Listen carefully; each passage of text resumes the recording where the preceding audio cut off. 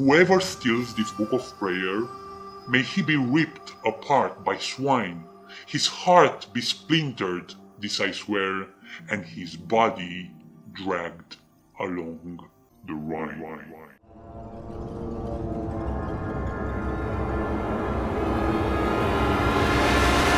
Hello everyone, my name is Alan and welcome to my YouTube channel.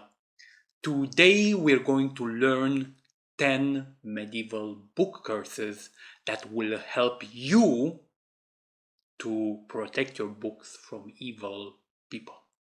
So let's do this. I know all of us have experienced losing books, and sometimes when we lend books to friends and acquaintances, they are never returned back. So these medieval curses were designed to prevent these kind of things from happening. And it might help you to change the situation in the future. Using curses to discourage people from book theft is a very old practice. And some of the earliest curses we can find in ancient Egypt. During the medieval period, book curses became a common practice as illuminated manuscripts were expensive items and involved a lot of physical effort and sometimes took years to create them.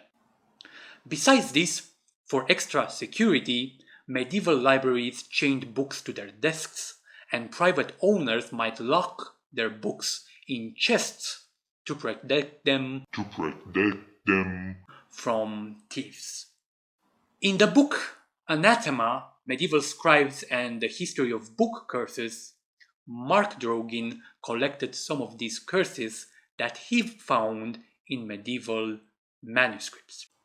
The curses were written at the beginning or at the end of the books and contained all sorts of horrible things that could happen to someone who would steal or damage a book. The scribes weren't always creative with their curses, and this meant that you could find the same curses in other books. As we can imagine, some people believed these curses and sometimes didn't want to sacrifice their lives for a book.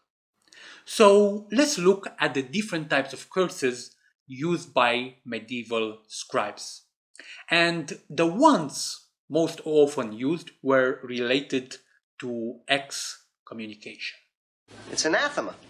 Let's read 3 excommunication curses. This is a straightforward curse from a German manuscript. May the sword of anathema slay if anyone steals this book away. Wonderful. In a 13th century manuscript from England, we can find this curse. This is the book of St. James of Wigmore. If anyone takes it away or maliciously destroys this notice in taking it away from the above mentioned place, may he be tied by the chain of greater excommunication. Amen. So be it, so be it, so be it. And another manuscript from the same period has this curse written. This book belongs to Saint Mary of Robertsbridge. Whosoever shall steal it, or sell it, or in any way alienate it from this house, or mutilate it, let him be anathema maranta. Amen. And the note added a century later, I, John, Bishop of Exeter, know not where the aforesaid house is, nor did I steal this book, but acquired it in a lawful way. A person who was honest about how he acquired this book. Then we have the wrath of God curses. For example, this is a curse from a 9th century manuscript kept at the monastery of Saint Gall in France. May no one believe that ever have I been taken, but that happily this place never have I forsaken. Yet may no one doubt that the wrath of God upon him will fall if he essays to take me from the confines of Saint Gaul. A similar curse we can find in another medieval book. This book is one, and God's curse is another. They that take the one, God give them the other. And then we have the scribes you wouldn't want to mess with, what I would call the real OGs. These scribes imagine all sorts of violent punishments for the people who would try to steal books. My brother, I might have to get medieval on your hind. In a 12th century Bible found at the Abbey of St. Mary in Arnstein, Germany, the scribe added this curse. If anyone take away this book, let him die the death. Let him be fried in a pan.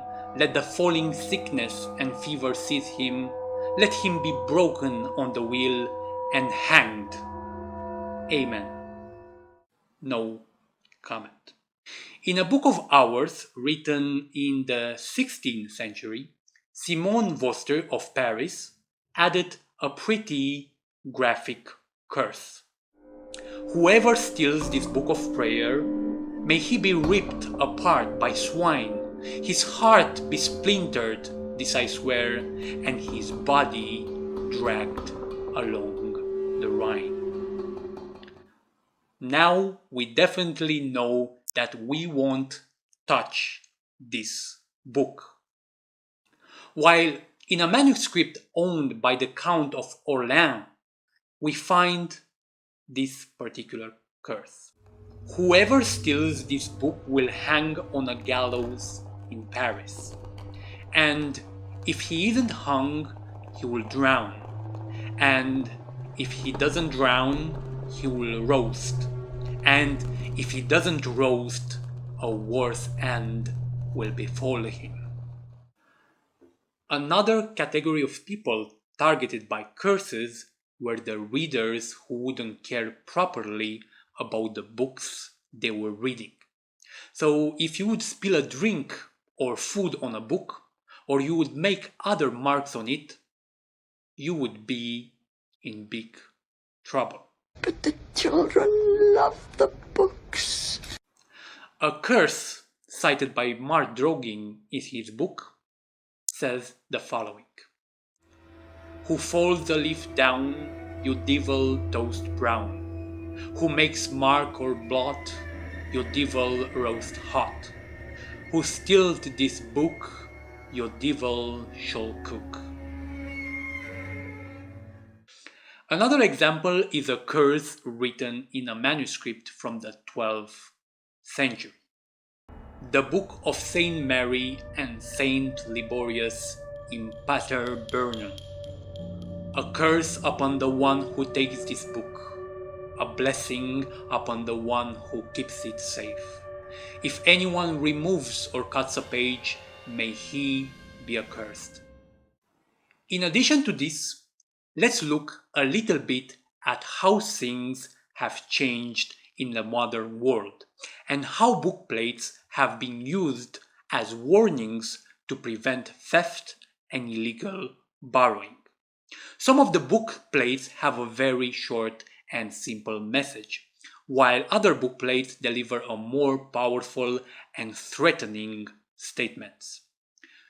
You are respectfully invited to return this book to Virginia Lewis. And? You are respectfully invited to return this book to Jeff Chapman. No way! I will protect my book. Seems like a pretty decent statement, but when you see the image attached, you will realize that something dramatic will happen if you don't return this book to the owner. A funny bookplate shows a man reading a newspaper with this headline: Man murdered, fails to return book borrowed from Lloyd Douglas. While on another bookplate we can read this: To him who sends a stealing hand, and it does not come back at his command, send not the other, you can yet borrow the book and then forget. So what is the moral of this video? Before lending a book to other people, don't forget to write a curse on it, so the person knows that the book is important for you and you mean business. If you enjoyed this video, don't forget to hit that like button, add a comment, and subscribe to my channel to see new videos every week. See ya!